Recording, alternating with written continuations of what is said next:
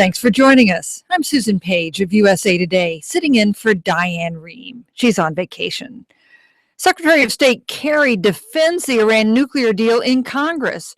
Republican presidential candidates scramble for a spot in the campaign's first debate. And a dashcam video of Sandra Bland's arrest in Texas fuels the furor over her death. Joining me for the domestic hour of our Friday News Roundup, Neil King of the Wall Street Journal, Amy Walter of the Cook Political Report, and Ed O'Keefe of the Washington Post. Welcome to the Diane Rehm Show. Good morning. Thanks, Susan. Good morning. You know, our listeners can not only hear you, they can see you because it's the domestic hour of our Friday News Roundup. We're live streaming this on our website, drshow@wamu.org. Later in the hour, you can call us on our toll-free number, 1-800-433-8850. You can join our conversation by sending us an email at drshow@wamu.org or find us on Facebook or Twitter. Well, let's start with these hearings that we had yesterday before the Senate Foreign Relations Committee. 3 cabinet secretaries up there, Ed, defending the Iran nuclear deal. What kind of reception did they get? A pretty frosty one. Republicans don't even need to read it, don't need to sit through the classified briefings before they've decided that we've been, in the words of Tennessee Republican Bob Corker, fleeced, essentially, for coming to terms with Iran over this deal. I think it shows that there's a real challenge ahead for the administration in trying to get even just a small handful of Republicans to go along with Democrats on this. And, you know, ultimately, I think the question is, will there be a veto-proof majority of lawmakers in both parties who oppose this deal, or can the White House hope that if he vetoes some kind of a deal, that Congress won't be able to override it? Amy, is it basically a given that Congress will pass a resolution of disapproval, that they can get enough votes to do that? It sure seems that way. I mean, I agree with that there was not one Republican that seemed to be even open to the possibility. Plus, next week, you know, those same 3 administration officials go in front of the House committee, and I think it will be probably frostier, if that's possible. And so it does seem like the real issue right now is how many Democrats will defect, how many can you keep on board, and then what does it actually look like? I mean, there's also some talk that if indeed the president does have to veto and then it goes for the override vote, what does that say to the Iranians, right? Where they think, well, because now the clock is ticking, we can't lift the sanctions, maybe they beg out of the deal. You know, Neil, all you need to sustain a veto is 34 votes in the Senate. That seems like a pretty low bar for me for a president who's like still in office, not under indictment. I mean, shouldn't he be able to command the support of 34 Democrats in the Senate? You would think, but this is a different kind of thing because it's really put a lot of pressure on a lot of different Democrats. The Israeli lobby is going to be extremely vocal and extremely active, and that means actually a fair bit, especially to senators or House members, for that matter, that are up for re-election. And it's unclear. I think it could actually have a veto-proof majority in the Senate. I think and you saw Obama met yesterday with 12, I think, House members at the White House. He's not that this correlated, but he's taking a bunch now on his Africa trip. I think the real where they're looking to save this is in the House, because as long as they get 150 House Democrats, they're fine on that front. And there's going to be big support among the sort of urban constituency where the Democratic Party is strong. They're going to lose some, but I don't think that's going to be that big a problem. Yeah, and if you look at the most recent polling that's come out on this, I mean, most Americans aren't particularly engaged in this debate, but the ones that are, they're not particularly happy about it. It has about a 48% disapproval rating. But if you break it down by party, very liberal, 74% approve. Among Democrats, 60% approve. So there is a little bit of that cross pressure, but enough of a Democratic base support, I think, to help. And isn't there a lot of polling on this in recent weeks, but most of it suggests that in theory, in general, Americans are okay with the idea of us talking to them. They just don't like what they've heard about the details. Right. It depends on how you ask the question, right? What we're going to get for it versus whether or not you trust Iran. Exactly. So we know there's a partisan divide in Congress, with Republicans almost universally against it and Democrats divided, but a fair number of Democrats supportive of it. How about in the community that actually understands what the nuclear accord includes, that are sophisticated about number of centrifuges and use the way the specifics of the deal? Is there a consensus in the expert community, Neil, about whether this is in fact a good deal for the United States? I think by and large, if I had to say where it tilts more towards the Mhm. positive than the negative among the people that really follow this. I mean, the core argument that Kerry and others have been making is we could never have gotten a perfect deal. There was no way that we could get any kind of deal that would have not given them various things, particularly the removal of sanctions and basically them re-entering the international community. And I think the thing that's disturbed a lot of people the most is the fact that there was very much the desire to have some ability to have snap inspections and being able to come in quickly if there was some concern about some violations. And there had always been talk of it being kind of anywhere, anytime. And in the end, the anytime came down to 24 days. And a lot of people were like, what, 24 days? That's a lot of notice. And the argument they make in response is, well, you can't just, these things leave traces behind. They're not easily moved. 24 days isn't that big a thing. But for most people, I think the desire was, couldn't you have made it more like 10 days or something? or 24 hours, Yeah. maybe. Right. Yeah. There's also the criticism that President Obama and Secretary of State Kerry wanted the deal so much for legacy reasons that they were willing to make a bad deal. Is that gaining any traction, Ed? Well, and I think Kerry sort of, with the way he scoffed at some of the questions yesterday, suggests that, you know, you don't know what you're talking about. I've just spent the last year and a half working on this. How could you dare question it? I think they run the risk of certainly having that get amplified just by their mere behavior over the course of the next few weeks as Congress debates this. But yeah, I mean, there was certainly concern about that as it was being negotiated. The deadline was moved, 3 or 4 times over the course of the talks in an effort to keep them going. I guess you could make the argument that it's better to keep them at the table and you know, try as hard as you can.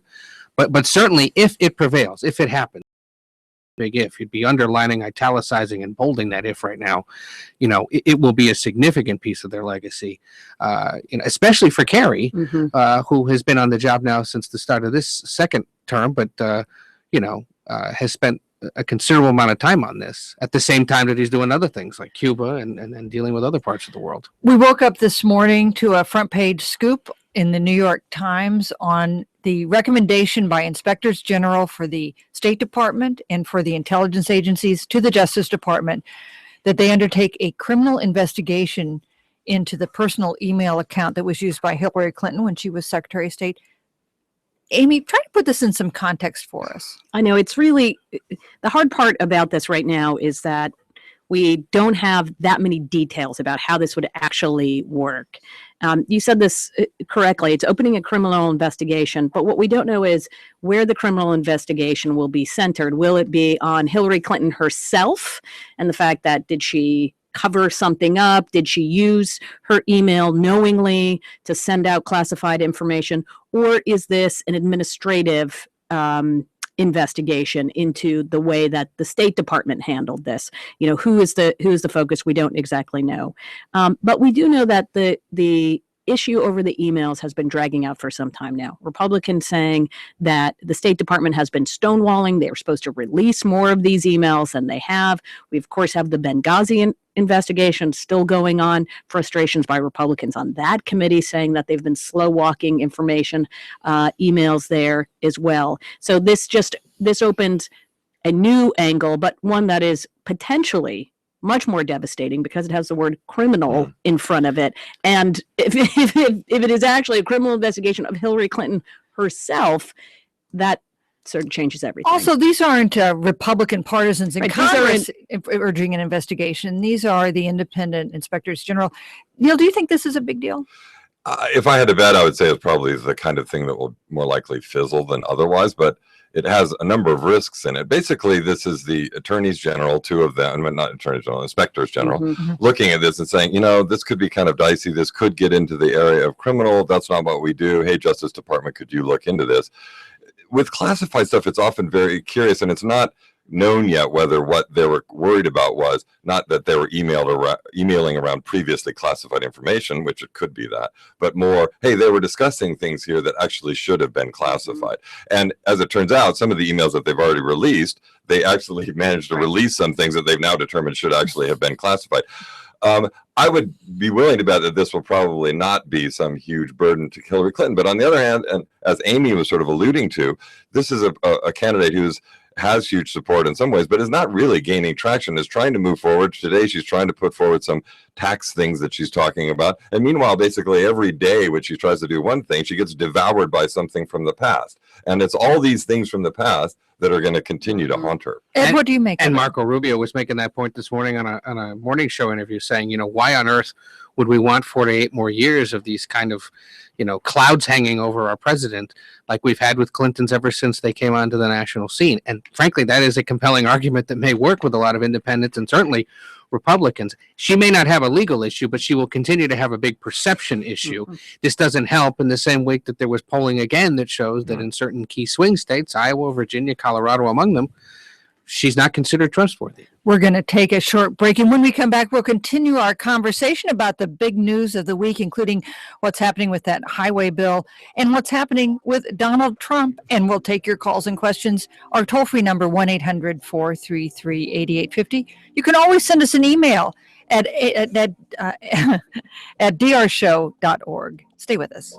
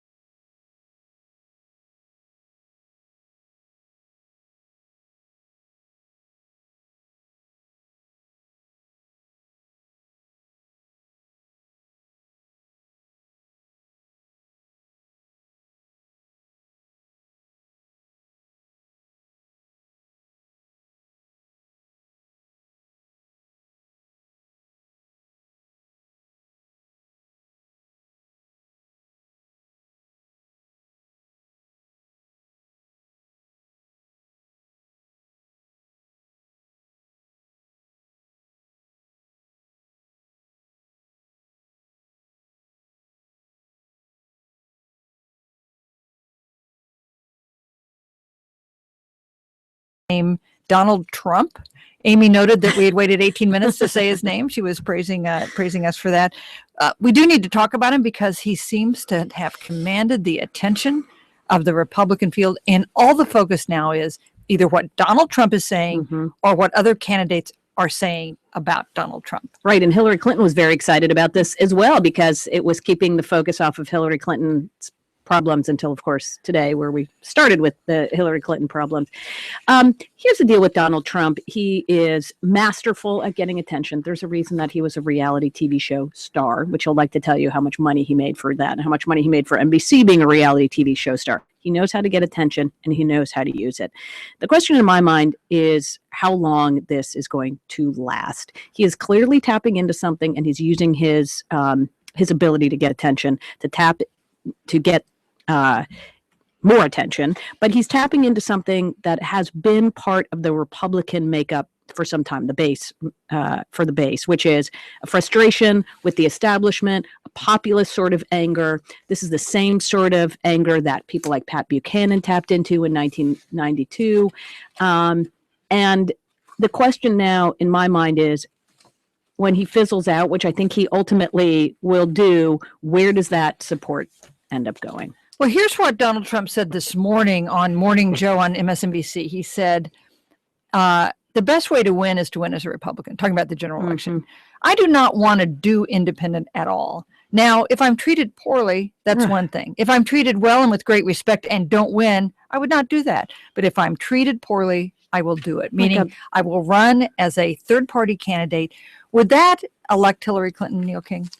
It would certainly cause great problems, as Amy was noting earlier among us. It's a very difficult thing to run as an independent. You can't just go around and make chatter. You have to actually get on ballots. It's extremely onerous. It's very organization driven. That's not exactly Trump's strong suits.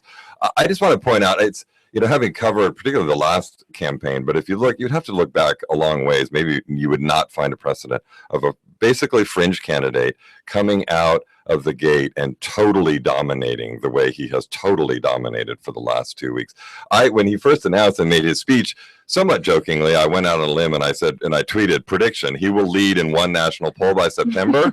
And people were ridiculing me like, come on, you got to be kidding. He's led every national poll for the last 2 weeks. This is why he's a deputy bureau chief. And he is consuming all the oxygen because he has the ability to do that. We didn't see anything remotely like that in the last election cycle. And you asked if Clinton would win. If you look at the Washington Post ABC News poll out this week, it would be 1992 all over again. Another Clinton would beat another Bush because of another surly businessman.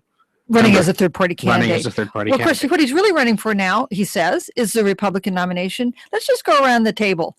Is it conceivable? Is it plausible that Donald Trump is the Republican nominee? No. Ed? 0.0% chance. Neil? Less than that. Less than It's 0.0. absolutely He represents a portion, and it's an important portion of the Republican Party base.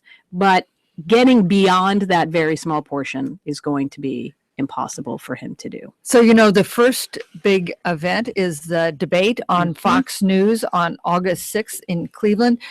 Top 10 candidates will participate in it in terms as measured by national polls. Trump is guaranteed to be there. One of the interesting things you saw this week were other candidates who are at 9, 10, 11 doing the things to get attention so that they can get into the debate. For instance, a wonderful video by Lindsey Graham. Tell us about it, Ed. Well, and came actually the morning after I saw him, was it Tuesday night in Gallery Place at a movie theater, only in Washington, folks. Sorry. I mean, he was going to the movies? He was going to the movies with Kelly Ayotte, the senator from New Hampshire, and her kids. We're just going to the movies? They were just going to the movies. And you were just going to the I was movies? just going to the movies with my covering wife. him. No, you weren't stalking him. My wife and I were going up the escalators, and I turned around, and there was Ayotte and Graham. And So Graham did had you the say phone. something like... Graham brought out the phone and showed me that every 3 seconds it was ringing because Donald Trump had read out his number. And literally, 301, 850, you know, area codes from all over the country.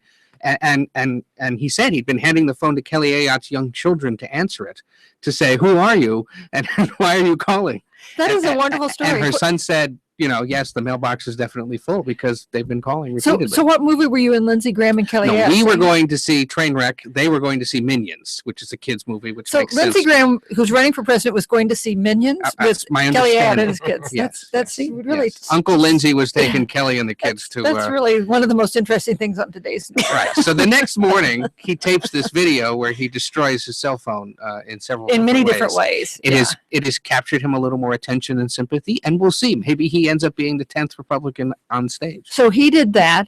Tell us what Rand Paul then did. took, what was it, a chainsaw, an axe, other devices to destroy the tax code. It looks like that Sprint commercial where people take a chainsaw to their bill. We've also been getting a number of memos in recent days from the candidates on the bubble, from their pollsters saying how we should be really looking at the polls, right? Well, it says that we're here, but if you really look into the internals, it kind of says that we're in much better position, and maybe this is the basis by which you should do this. One thing I would note, though, about this debate, I mean, we're going to talk about it incessantly until it happens, and then after it happens, we'll talk about it incessantly as well. But remember, we have 2 hours, which also will include commercial breaks, introductions, 10 candidates. There are video questions coming in. At most, each of these candidates gets like 8 minutes, right? And so how they choose to use that time is going to be fascinating, and none of us know how that's going to work. We assume the attention's going to be on Trump, but everybody there has a different agenda. I don't think we know anything about how this is going to turn out. This shows you how much the campaigns prepare. I had a Republican who's working on debate prep tell me this week that on an 8-candidate stage back in the day, Mitt Romney averaged about 9 minutes of airtime during these exchanges. So if you've got 10, you assume your boss has no better than maybe 7 minutes of airtime if they're one of the top contenders who's been getting a lot of the questions or is the focus of the attacks. So how do you make the most of those 7 minutes with 9 other guys on stage, looking at each other face to face? I mean, the idea, and remember, the tradition is that the guy who's leading is in the middle of the stage. So you conceivably have Donald Trump standing next to Jeb Bush on one side and Scott Walker on the other.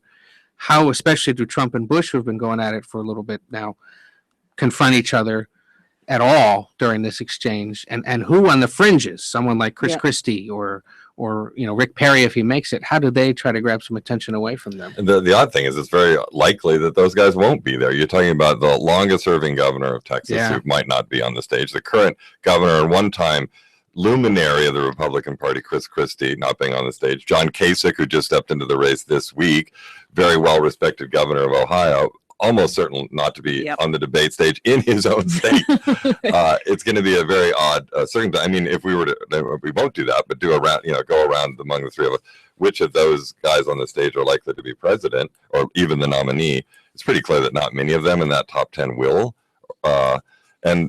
But what's odd is the people that just won't make it there because they just don't have the wings at the moment, the lift. Well, is this the right thing to do? I mean, it's you can understand the problem that Fox had, because do you put 16 people on stage, and what kind of debate do you have then? But you're right. Here's John Kasich, who announced this week, 2-term governor of Ohio, 9 terms in the House, former chairman of the House Budget Committee, clearly a serious candidate. Probably not on stage. He probably will not make it on stage. And I don't know. I mean, part of the problem for John Kasich, let's get beyond the debate for a minute. I think this speaks to the problem for him is breaking in, first of all, this late in the game. Second, with such low name ID. And third, the field's already crowded with a lot of people that kind of have the John Kasich profile. Governor, successful at winning a second term, swing state. A lot of people fill that gap. Plus, he's also in the sort of establishment category that a lot of Republicans don't particularly like. His decision to expand Medicaid in the state, not very popular. His support for Common Core, not going to be very popular.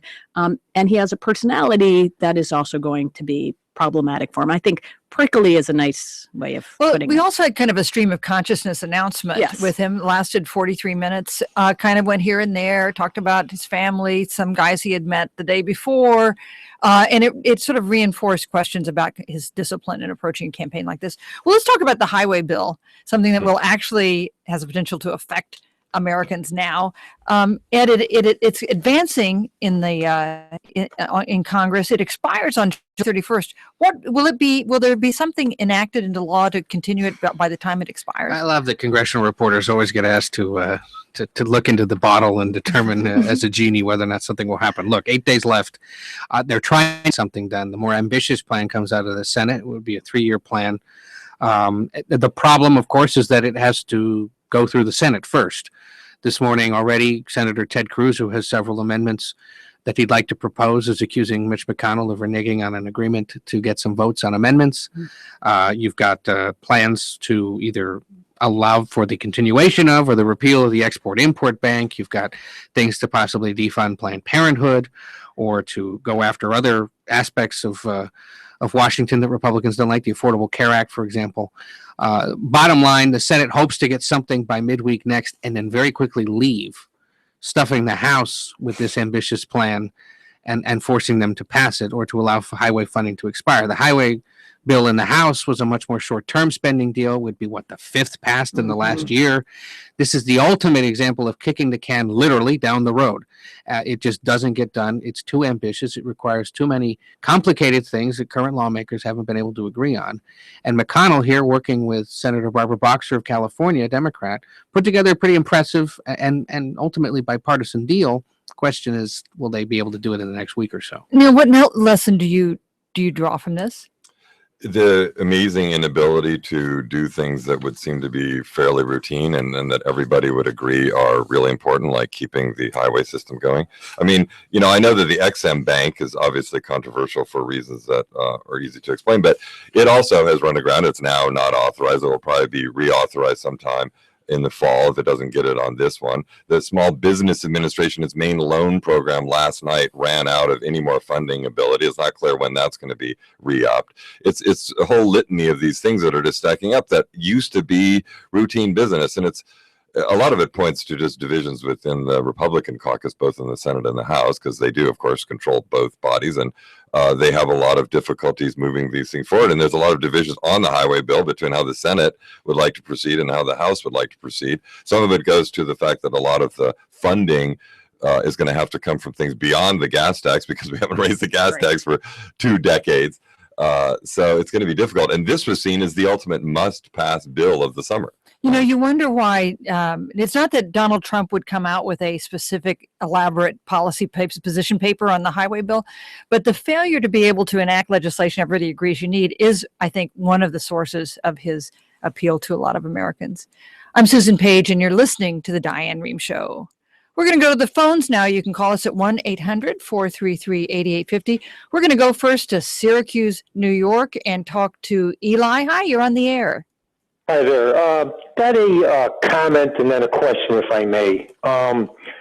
Comment is it's interesting to me that the entire world is for this bill on Iran, the treaty, except for 3 forces. There's the Republican Party in our country, there's the leadership in Israel, and the third, who are vehemently against this, is the Iraqi Guard of the Ahmadinejad group that foments terrorism throughout the world. They are really steadfast against this bill. And the moderates in Iran who are holding on to power by their fingernails are really hoping that this bill will be passed, because these people want to open up Iran to the world of nations. They don't want to continue with the revolutionary warring that is being set upon us by the Revolutionary Guard. I think that's a fascinating concept. But here's my question. Question is, if the bill is voted down, doesn't that mean that there would simply become an end to the sanctions? In other words, the entire world has said, we want this bill. They made the deal with Iran. Iran's major trading nations are Japan, South Korea, and India. They have agreed to this bill. They said it's a great deal. If we put the kibosh to it, aren't they simply going to say, hey, we did our best. We made a deal with Iran. We were satisfied with it. If the United States doesn't want it, we're going to go back to trading with these people. American sanctions are minimal. Yeah, okay. Eli, thanks very much for your call. It's a good point. And my understanding is, yeah, they could conceivably do that, especially if the United Nations is seen as liking this deal and approving it. You're right. That Republican Congress might decide not to, but the rest of the world certainly sees this as progress. Mm-hmm. We've been following this the arrest of Sandra Bland in Texas, and her life ended in a Texas jail. Disputed.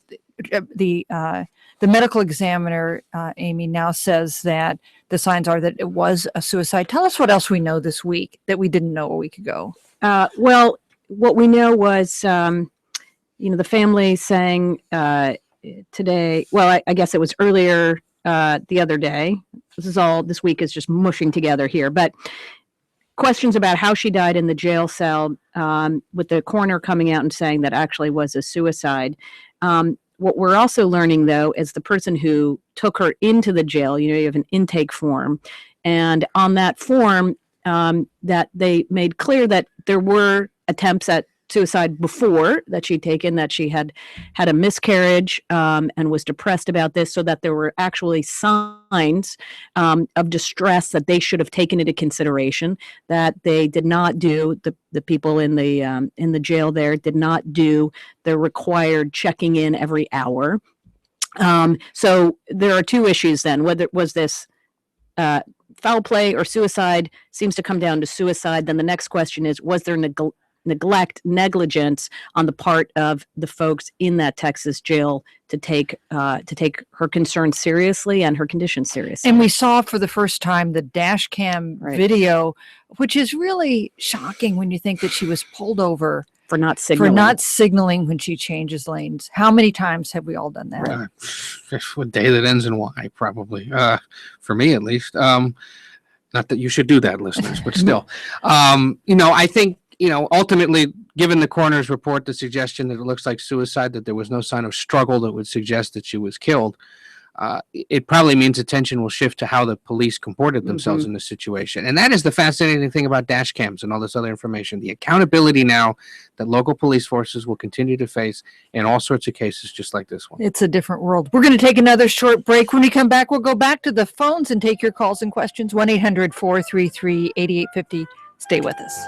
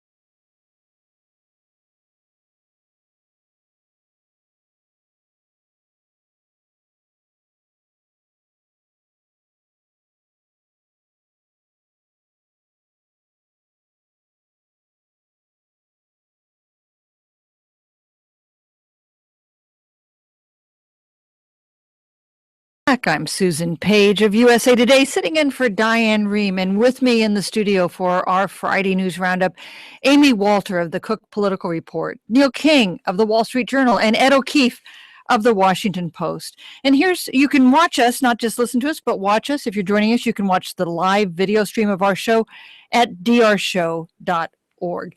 I love the Diane Rehm Show, and one reason is, here's an email we've gotten from Hank. He writes, "It should be clarified that in the Iran nuclear deal, the 24-day provision applies only to undisclosed sites. For disclosed sites, it is 24/7. I suspect that Hank, who's writing us from Rehoboth Beach, was actually one of the negotiators on the Iran nuclear deal, now taking a few days at the beach. Hank, thanks very much for that clarification. On a more serious point, we should talk about this furor over a Planned Parenthood video that has gotten a lot of attention, has prompted renewed calls by Republicans to cut off federal funding for Planned Parenthood. Neil, can you tell us what the controversy is? So this week, a group, Center for Medical Progress, which is a group that a lot of us may not have heard of, but has been very active in opposing abortion and attempting to close or restrict abortion clinics around the country, released two videos back to back with some delay, which really magnify their importance. Both of them of very high level Planned Parenthood officials dining essentially with what they thought to be fetal tissue purchasers. And they were, what made them all the more kind of ghastly and arresting was the fact that they were over lunch. They were these sort of surreptitious videos. So you see the wine glasses and the forks, and you hear all the ambient noise of people dining, and then having this extraordinary kind of grisly conversation about the mechanics of removing unborn children and how to do it in ways that makes it easier for use further down the road. And there's been a lot of dispute about, well, was it all in proper context, because the videos that they released were fairly heavily edited. And they, in the end, did put out the full ones. And you see that, yes, the officials from Planned Parenthood did make clear that they don't actually pay for these. The money that they pay actually is to sort of cover a certain cost. But there is no trafficking in this tissue. But all the same, the things that they were saying and the context in which they were saying, and where one of the two of them would say some extraordinary thing while sipping a glass of wine, or at one point one of them said, "We're not in this for the money," but it was basically, "We're not in this for the money, but what kind of money are you talking about?" And then she said basically at the end, was sort of jokingly saying, "Well, name your price, and I would really like to have a Lamborghini." So no matter how one explains it, and there's been very muscular attempts this week to explain this, and of course a very strong left-right debate over the whole thing, it has done Planned Parenthood no good and was pretty tough stuff. Amy, why is fetal tissue used? Why does this take place? Right. Well, so when you hear the back and forth about this, a lot of what they're talking about is preserving this tissue to be able to use in research, and for the most part, and the discussion about how you use this really focuses on being able to solve big medical problems down the road, right? It's much better to use fetal tissue in terms of its ability to I'm losing my Adaptive train of thought. response, Thank you. yeah. Adaptive response there to for these issues. So that's why you would use it. You would use this to make sure that you have an ability to find cures for other illnesses. I'm going to just go up onto the point here made by Neil, which I think is really important. For a lot of times we spend a lot of time talking about the issue, the abortion issue, on this very high plane, right? We talk about it very intellectually. I think what these videos did was bring it down to a much more visceral level and a very uncomfortable level. And I think that's really the issue here. The Republicans are trying to make the issue about legal things, right? That Planned Parenthood, against the law, was selling human specimens. There's no evidence that they were doing that. They were using money that they were getting to defray the cost of shipping that. What I do think the bigger problem for Planned Parenthood, as Neil pointed out, is that we're getting, as I said, we're getting away from the intellectualization of this and really getting into the reality of it. And that's where it becomes very difficult to listen to sort of stomach, and to talk about. These are human tissue. And so, Ed, Republicans in Capitol Hill have long wanted to cut off federal funding Mhm. for Planned Parenthood. Is that then? But they've been unable to do so. Mhm. Is that likely to change because of this? Well, it certainly revived the debate about it. Not only are congressional committees looking into it, but now at least 8 states are investigating it. It just so happens that a few of them have governors that are running for president in the Republican nomination. And you've had virtually I think just about all of the 16 candidates say, yes, this should be investigated. I mean, they get hundreds of millions of dollars every year in government funding. As I understand it, just reading up on it again, some of it comes from Title 10 family planning funds or other federal grants, but most of it's reimbursement for Medicaid benefits. So that is what Congress is going to try to reconsider, is should it be eligible for that kind of a thing. I think Amy's point is a good one. You drive around Washington, you see those large billboards of abortion opponents with images of fetuses, and it tries to shock and awe. I think what this video helped abortion opponents do is take that to a much wider scale and try to shock and awe the rest of the country and remind them that this can be a very disturbing thing, and to hear people talk so crassly about it was to them disturbing. The White House defended Planned Parenthood. Hillary Clinton defended Planned Parenthood. And Nancy Pelosi, the Democratic leader in the House, called for a federal investigation into the group that made the sting video. Right. I mean, I guess they're looking at, did they have the right? I mean, and I don't recall where these happened, but various places have certain consent laws, so that could be a legitimate thing. It's very hard to handicap, I think, where this is likely to go in terms of, it seems that Mitch McConnell has been certainly has been wanting to defund Planned Parenthood for some time. Whether this will be yet another thing that somehow or other goes onto this highway bill that seems to want to carry everything, and then what the fate of that will be is hard to predict. Right. Rand Paul is already trying to offer an amendment to do just that into the highway bill. And McConnell already this year has guaranteed that there will be a vote on what they call the pain-capable abortion ban, which House Republicans have pushed for several years. There was a controversy last year when House Republican women stepped in and we don't want this. Well, they did pass it again earlier this year in the House. McConnell has said it'll get a vote in the Republican-controlled Senate. That might be the extent to which abortion politics advances on the floors of these chambers, but certainly it'll get talked about on the Hill. Let's go to Martinsville, Indiana, and talk to Shayna, who's just given us a call. Hi, Shayna. Hello. Thanks for joining us. You're on the air. Hi, I'm a nurse, and I just wanted to make a comment that as medical professionals, we talk about gruesome things that may seem, odd to people, but when you're in that environment and you work with that every day, you talk about those things with your colleagues that you're dealing with every day. It's not that you're, I think commonplace for us to talk about those things with each other because we're in that environment every day. Well, that's a good point, Shayna. Thanks so much for your call. Yeah, I think that's a very fair point, and that is the issue that a lot of Democrats are taking issue with, which is that this was an edited video, and it made the Planned Parenthood executives look even more uncaring and unfeeling. That was the goal of the video. That if you watched it in its entirety, it's pretty clear that they are not quite as callow as it would seem in the edited version. But again, we still are coming back to the issue, which is that this is human tissue that is being extracted from a living being. And I think that's where the debate gets much more precarious. Ed, you made the point when we were talking about Sandra Bland that a lot of these things have changed because of the ubiquity of the video. Everybody's got a cell phone, and even Lindsey Graham is getting a new one. And everybody a flip phone. No, I don't think it takes pictures. But His new one might. Pretty easy to take video now of a traffic stop, of something that's happening on a street corner, of lunch with somebody when you're making a sting video, and it makes it changes the debate because there's no dispute about who said what or how they said it. I mean, the mere fact that this radio show is being filmed, I think is a good example of that too. Yeah, absolutely. Yeah, it's a different world. Let's go to Lansing, Michigan, and talk to Diego. Diego, hi, you're on the Diane Rehm Show. Good morning, Susan. Good morning. Thanks for taking my call. So my thing is about Hillary Clinton. I think that the media has a sort of a fascination with the Clintons, where they seem like, because the Clintons tend to lawyer themselves up and don't disclose things readily, it's like catnip for journalists.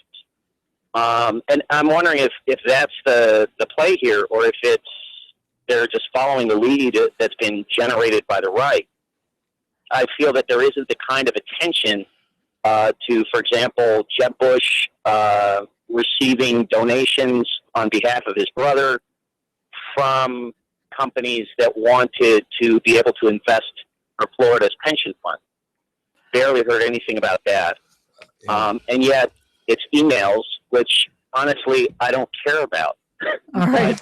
It just takes up a lot of time. Diego, thanks so much for your call. What do you think, Neil? I think there's a natural tendency to ride onto narratives that have already been established, and that ones that the public more or less knows the background to. It's much more difficult, and we will see much more of this, I think, and hope, as we go further into this year and then into next year, where people are attempting to unearth and bring to light things that we need to know about these candidates sort of fresh. But that's a difficult thing to do. It's like, hey, public, here's this thing you might not have heard about before. We're now going to tell it about you. And then it becomes something that people follow, or it doesn't, in the way that it did a number of things, for instance, with Mitt Romney. But when it comes to Hillary Clinton, she has these ongoing narratives that for better or worse, and I think we need to kind of continue to update the newest twist and turn, and the emails happens to be one of those. As to the relations between the press and Hillary Clinton, I mean, it goes back so long, and it's going to be one of her challenges because she's, trying to make herself fresh, but is not necessarily fresh to the scene, and that's always difficult. Although, when you look at the people covering the Hillary Clinton campaign right now, just on the trail, I don't think most of them were born when Hillary Clinton was actually first in the White House. So that's number one. Now. But I'm sure you were, Ed. But the other issue with the Hillary Clinton and the trustworthy, I just want to bring this up for a second, because there's been a lot of focus on voters saying they don't trust her, she's not trustworthy, Republicans making the case over and over again that these emails, another example of how we can't really trust her, we can't trust the Clintons. It's definitely an issue for her. It's definitely going to be an issue in this campaign. However, this is happening right now in a vacuum. So if you say, do you trust Hillary Clinton? No, I really don't. Okay. But the question in November of 2016 will be compared to whom, right? And so by the time we get to November of 2016, the Republican nominee will undergo what the caller just pointed out of the incredible focus on their business interests. I'll tell you, Diego, I covered Jeb Bush day in and day out. The Washington Post has done extensive reporting on his business and gubernatorial record. You should go check it out. And if you aren't, then you're missing WashingtonPost.com. And it's all there. I mean, and others are doing it too, and we will continue to do so, especially if he's the nominee. Diego, thanks for your call. I'm Susan Page, and you're listening to The Diane Rehm Show. Here we've got a tweet from Chris James, who writes us, with all the turmoil surrounding Hillary, can you people in the press start talking seriously about Bernie Sanders now? So will this controversy, Neil, do you think, prompt us to more seriously consider Bernie Sanders as a potential nominee? Well, I mean, Bernie Sanders had his moment. I'm not saying he's not going to have another one, but a couple of weeks ago, in that long ago pre-Trumpian era, where we were spending time looking at Bernie Sanders. PT, we should call it. Yes. And Amy's already predicted another PT post-Trump era. I think he will get more attention. Yeah, I do think there's a longing out there on the left for a person that has not just sort of the sense of authenticity or whatever Bernie Sanders brings, but the things that he talks about with the kind of passion that he talks about it, which is something that's, I think they're finding lacking with Hillary Clinton. It's interesting. She's going out now talking about these really somewhat obscure ways that she wants to change capital gains tax rules, or ways that corporations invest their money and how they deal with stockholders and things, which are interesting and certainly substantial. And great for the Wall Street Journal. Yeah, exactly. Yeah. Do more of it. But are they the kind of things that are going to move crowds and draw large, audiences? I don't know. We had a report this week on Social Security and Medicare and their financial help. Ed, good news or bad news? I'll admit, Susan, this is the one I didn't read up. All right, news or bad news? Okay, so there we go.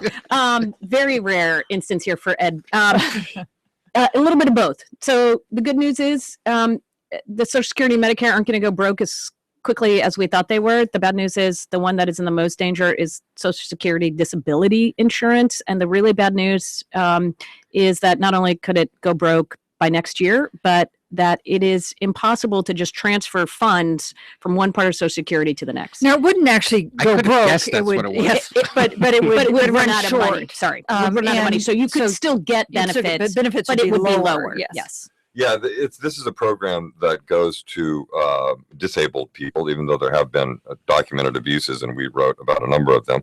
It swelled quite substantially after the recession, so that in 2000, there were about 3% of working age population that received Social Security disability. It's now about 4.5%. And that is somewhere around 9 million people. So the big debate now is going to be the fight. Obama wants to shift some of the payroll taxes over to replenish this fund. Republicans are sort of holding out for there to be a bunch of modifications about how this disability fund has worked, strengthening the eligibility criteria, making it more difficult to actually be eligible for the funds, and then diminishing them in their own right. And of course, now they have a fair bit of leverage to possibly do those changes. As this last minute or two that we have, I want to note a sad anniversary that we saw on Wednesday. It was 1 year ago this week that a Washington Post reporter, Jason Razian, was imprisoned in Iran. He remains there, guilty, I think, of doing his job. At a new effort this week by the Washington Post on his behalf. What has the Post done? That's right. We've essentially petitioned the UN Human Rights Council in New York, which is a way to sort of take this to the world stage and suggest that Iran has violated his human rights in all sorts of ways. I encourage people to go read it for the detail and sort of look at what my other editors have said. But the campaign continues. He's one of 4 Americans who are believed to be missing or are being held captive in Iran. And, slowly but surely attention is being put on this. And we certainly at the Post are pushing for him and hoping that it will be resolved at some point soon. We hope so too. And our thoughts are with him and his family. I want to thank all 3 of our guests for being with us this hour on the Diane Rehm Show. Ed O'Keefe, congressional reporter for the Washington Post. Amy Walter, national editor with the Cook Political Report. Neil King, global economics editor and deputy Washington bureau chief at the Wall Street Journal. Thank you all for being with us. Thank you very much, Susan. I'm Susan Page of USA Today, sitting in for Diane Rehm. She's on vacation. Thanks for listening. The Diane Rehm Show is produced by Sandra Pinkert, Denise Couture, Rebecca Kaufman, Lisa Dunn, Alexandra Botev, Susan Casey, Danielle Knight, and Allison Brody. Our web producer is Erica R. Hendry. The engineer is Timothy Olmstead. Natalie Ure of Livker answers the phones.